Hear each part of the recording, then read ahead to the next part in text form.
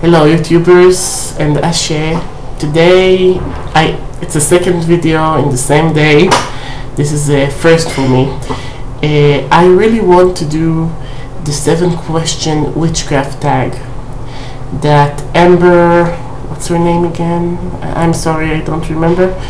Amber Honey Raven started with this, and she asked 7 questions, and I think those were interesting questions, so I would like to answer them. First question is, did I ever had like a big spell casting or whatever crafty disaster? Well, I had a few, and one of them is a spell cast. I will tell you 2. One is a spell casting disaster, the other was shopping disaster. The spellcasting disaster was this. I used to have a friend, she's not my friend now, but for a completely different reason, that had some sort of a physical deformity. And she requested that we will sit down together, because she was also a witch too, although not the most professional, not the most knowledgeable witch, but she was a dear close friend of mine. She wanted that we will sit down and we'll make an attraction amulet to her. And I was young, I was like 22, 21 at that time, and I thought, you know what, that would be such a good idea to add to that amulet a piece of Rilgar. Now, you might not know what Rilgar is, so I brought a piece here. This is Rilgar. It's basically some sort of arsenic. This is a beautiful and mostly expensive crystal that is like an arsenic sulfide or something, okay? And as you can probably sense through the screen already, this is high on fire and energy. And I said, let's go with the fire. Let's make you very much attractive. Let's find you a husband already. I want to walk with you down the aisle and cry and be your fairy godmother and all these things. So we added some Rilgar to her magical amulet. Sorry, it was a talisman. It's something that attracts things, not something that protects her. And her own father started to be attracted to her physically. He would start looking at her weird and started saying weird ass shit. So we felt like so freaked out that we went and we buried it. Okay, that charm was gone. Don't add Rilgar to your normal sexual attraction charms. It wouldn't do you any real good, okay? Or if you do, now you know the consequences. That's one big disaster. A second big disaster that happened is that 2 or 3 years ago, I ordered for my birthday from this botanica called Orisha Crafts, and this botanica sent me stuff to Israel. I live in Israel, and I bought all sorts of, because I'm an Orisha worshipper, and no, Orisha is not a Santeria thing, it's a voodoo thing, it's an African thing that Santeria adopted and mixed with the church and all things, and it's cool. The ones that practice it are like, cool, I have no problem with Santeros or anything, but my tradition is a bit different. And I wasn't in Israel when the package got here, so I couldn't take care of stuff, and it also had a sword, and I needed to get a license to bring a sword here. Anyway, the package was sent back. It was sent back to the shop, and the shop basically never sent it to me back and never refunded me. And I lost like over $350 like this. Okay? That was really, really bad. That was really bad. Oh, $250. I don't really remember. It's like I'm trying to put this behind me. So that are 2 big disasters. Very big disasters. Okay. Wish someone told me. I wish I had a teacher from the beginning. I had a few teachers, but only one of them is actually from a tradition, from some sort of a tradition. And things are so logical now. Things are so falling organically into place. Things that, were really bumps in the roads. And one of the things that I really wish somebody told me is, mostly don't believe what book says. Books are only 40% of what I think a witch should know.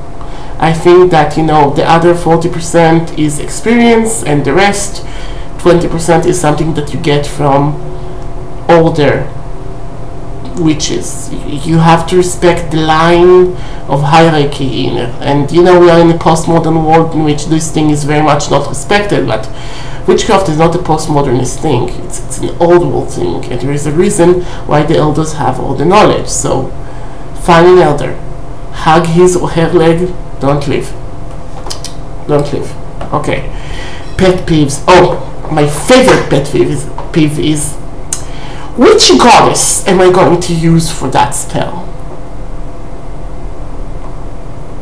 You know, assuming that all the goddesses are one goddess, and all the gods are one gods, and the fact that you have like a goddess candle lighting on your altar, and you can like address any goddess you want from any culture with any incense in any way, that's one of my really, really annoying things. It's like you're going and you're casting a love spell for Aphrodite when you don't understand her cult, you don't understand her, you don't understand what she gets as an offering, when obviously in her mythology Aphrodite is like a vindictive goddess that if you skip or skimp on her offerings, she will do awful things to her. It's like, go and read about what happened to Mirha, mother of Adonis. Go read what happened and why, okay?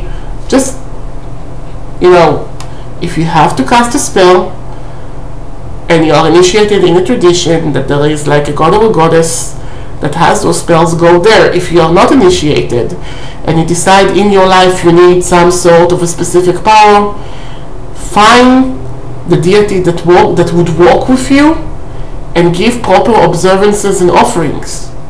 You don't use gods and goddesses for your spell. It's like they might use you, but not the other way around. When did I first know?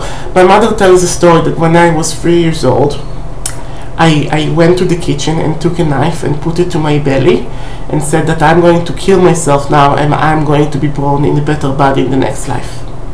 That's her story, not mine. And my mother is an atheist. I come from an atheist background, okay, from a shrimp eating, pork chowing Jewish people that never really cared much about religion. They cared about Jewish values, you know, as values, as like kindness, kinship and stuff, but nobody like ever went to the synagogue outside of, you know, major initiatory things like weddings or bar mitzvahs, and nobody really, you know, tried to put religion on me, you know, besides, you know, school that taught me the Bible ever since the 2nd grade. So, you know, I always knew I was different, and I had to go out of 2 closets, the gay closet and the broom closet, and my birth out of those closets was very easy because it was so part of who I am that, you know, that's it. What is the best witchy book? Okay, I brought you 3 books that I adore very much. Jambalaya by Louisa Tish. Why is it so good? Because it's very well balanced. It has everything. It has healing, it has love, it has hexing, it has ancestor walk, it has deity walks, it has everything, really. She's like, you know, she basically came from voodoo, went out to feminism, into Wicca feminist, and then came back to voodoo, okay? And she has like many tiny recipes and ideas, you know. This, before I found a teacher, really filled up everything that I was missing. In many ways, I felt it filled my stomach. It really filled my stomach. I was very happy with this book. Another book that I like, traditional witchcraft, a grimoire of traditional witchery.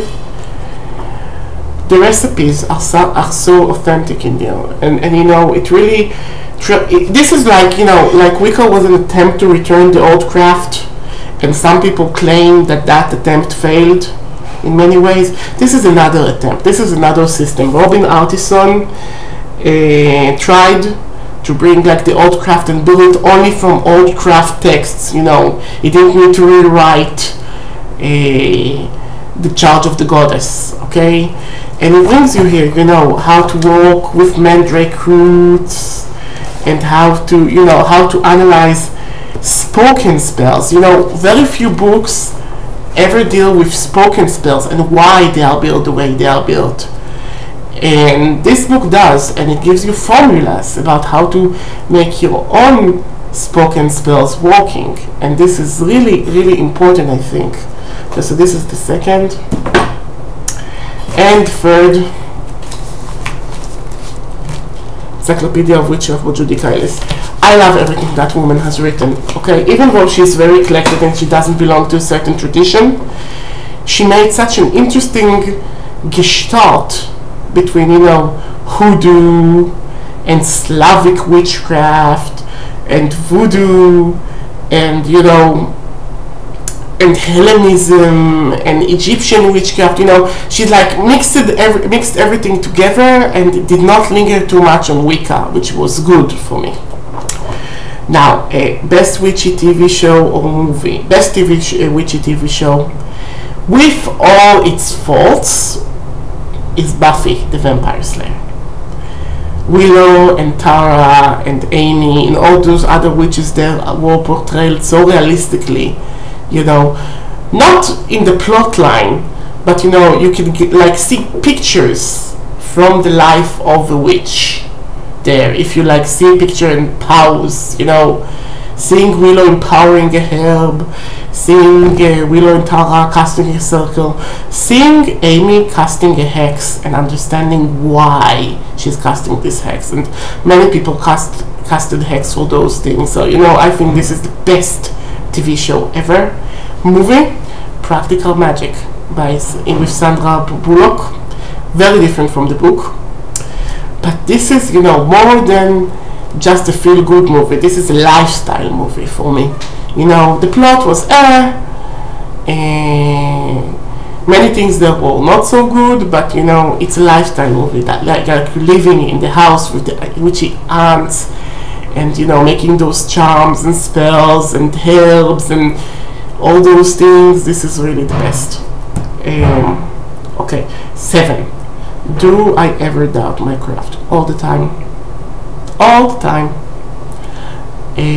I was born in a very science-minded house, so this was, I was taught to be a critical thinker, and part of being a critical thinker is to doubt everything. And you know, I made experiments. Some of them, you know, mentioned in the first question that were. Some of them are different, you know, some of them have succeeded. I mean, for instance, hoodoo-wise, I created my own condition formulas or updated old condition formulas with stuff that I made and felt right for me. Okay? So, really, this is, you know, everything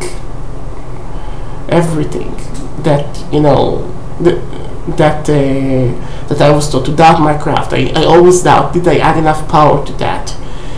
Am I doing this right? Should I be doing it?